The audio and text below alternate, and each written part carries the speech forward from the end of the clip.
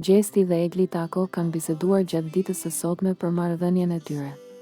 Ti shohim jashtë këto ndjenjat e tua, i tha Egli Gjestit.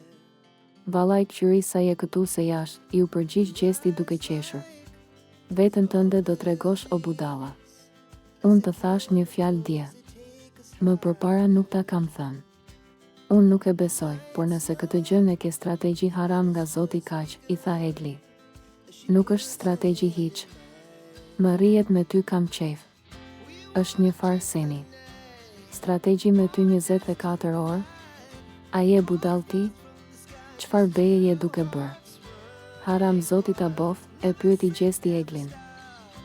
Nëse ti ndihesh i pastër me veten tënde dhe nuk e ke fare këtë tendencë, nuk ke pse prekesh fare. Nuk është mallkim, i sqaroi Egli. Mos fol pa lidhje Egli. Do të përlahesh. Shpirtin ma këput seriozisht.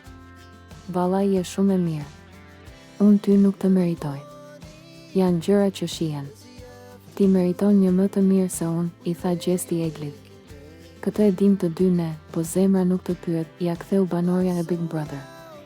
E meriton lumturinë e botës dhe unë e di që ke për ta gjetur, i tha Gjesti më tej. Si ka mundësi të deklarosh një ditë më parë je e dashura ime dhe të nesërmen t'i thuash të dashurës ti ke për ta gjetur lumturinë e botës, pra një njeri tjetër, e pyeti Egli. Ti meriton një më të mirë se unë. Ti meriton lumturinë e botës edhe të jesh mirë se je e mirë. Unë e besoj se do ta gjesh lumturinë dhe shumë gjëra të mira do të ndodhin, i tha ai më tej.